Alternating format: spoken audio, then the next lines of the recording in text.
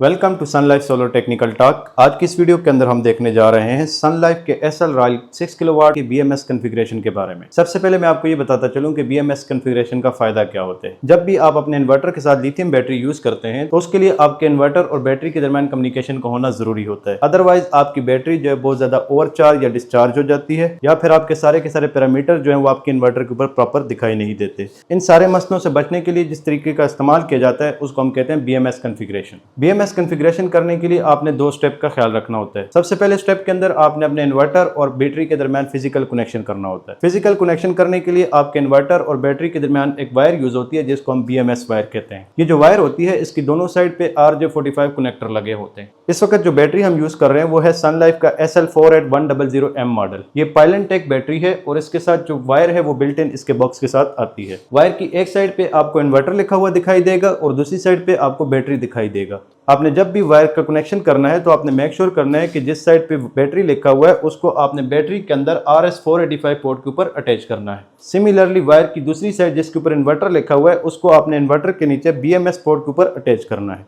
इसके अलावा आपने लिथियम बैटरी की साइड पे एक और चीज का ख्याल रखना है, वो है ADS स्विच। वो सारे के सारे ऑफ कंडीशन में होने चाहिए। इन केस आपके पास वायर कहीं गुम हो जाती है तो आपको मैं इसकी पिन कॉन्फ़िगरेशन यहाँ पे समझा देता हूँ। आप कहीं से भी ये वायर जो है खुद भी तैयार कर सकते हैं। पिन कॉन्फ़िगरेशन करने के लिए आपने मेक श्योर करना है कि बैटरी की 1 नंबर पिन आपके इन्वर्टर वाली साइड की 3 नंबर पिन के साथ अटैच होनी चाहिए। सिमिलरली बैटरी की 2 नंबर पिन आपके इन्वर्टर वाली साइड पे 5 नंबर पिन के साथ अटैच होनी चाहिए।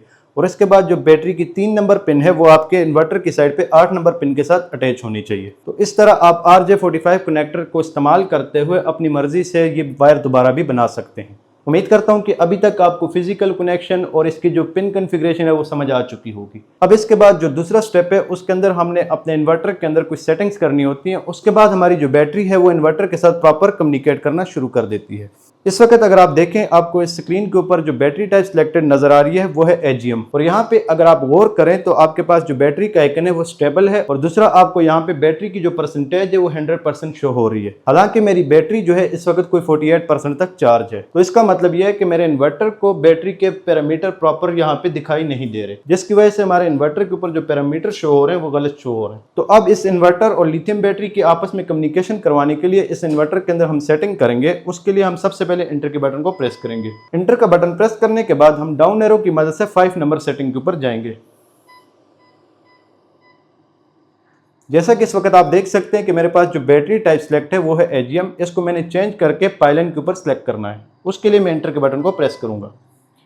जैसे ही मैंने इंटर का बटन प्रेस किया तो अब आप देख सकते हैं कि बैटरी टाइप की ऑप्शन ब्लिंक कर रही है। यानी इसका मतलब यह है कि यहां से अब मैं बैटरी टाइप को चेंज कर सकता हूं। इसके बाद हम डाउन एरो की मदद से अपनी जो बैटरी टाइप है उसको AGM से चेंज करके पाइलन के ऊपर ले जाएंगे और उसके बाद हम इंटर के बटन को प्रेस करेंगे। जैसे ही हम इंटर के बटन को प्रेस करेंगे अब आप देखेंगे कि हमारी जो बैटरी टाइप पाइलन हमारे पास सेट हो चुकी है। इसके बाद हम एस्केप के बटन को प्रेस करेंगे। जैसे ही मैंने एस्केप का बटन प्रेस किया अब आपने गौर किया होगा कि पहले जो परसेंटेज 100% शो हो रही थी अब वो हमारे पास यहाँ पे 50% शो हो रही है। यहाँ पे आप लोगों का ये क्वेश्चन हो सकता है कि आपने कहा था कि बैटरी तो 48% है लेकिन यहाँ पे तो 50% शो हो रही है। तो यहाँ पे एक चीज मैं क्लियर करता जाऊं कि ये जो इन्वर्टर है ये 4 साइकिल्स के अंदर आपकी बैटरी की परसेंटेज को शो करते हैं।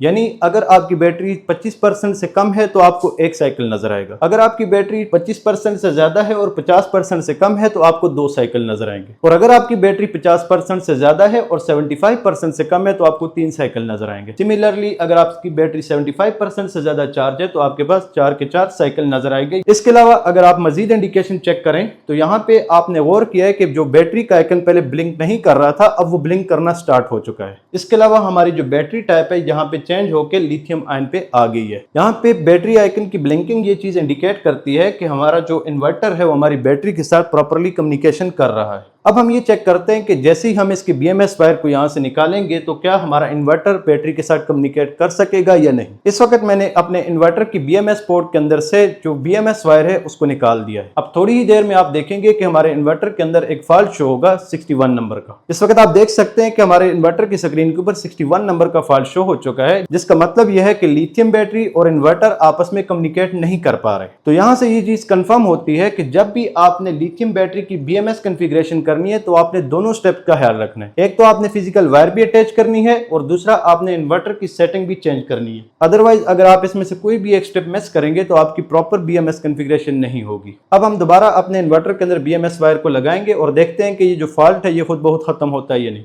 जैसे कि आपने देखा कि ये फॉल्ट जो है खुद बहुत खत्म हो चुका है, यानी बैटरी जो है दोबारा इन्वर्टर के साथ कम्युनिकेट करना शुरू हो चुकी है। उम्मीद करता हूं कि ये जो सारा का सारा प्रोसेस है आपको समझ आ चुका होगा। मजीद इस तरह की टेक्निकल वीडियोस के लिए हमारे चैनल के साथ जुड़े रहें ताकि सन लाइफ की किसी भी प्रोडक्ट से रिलेटेड कोई भी मसला आपको आए, आपके लिए हम यहाँ पे उसका सोल्यूशन दे सकें। Thank you so much.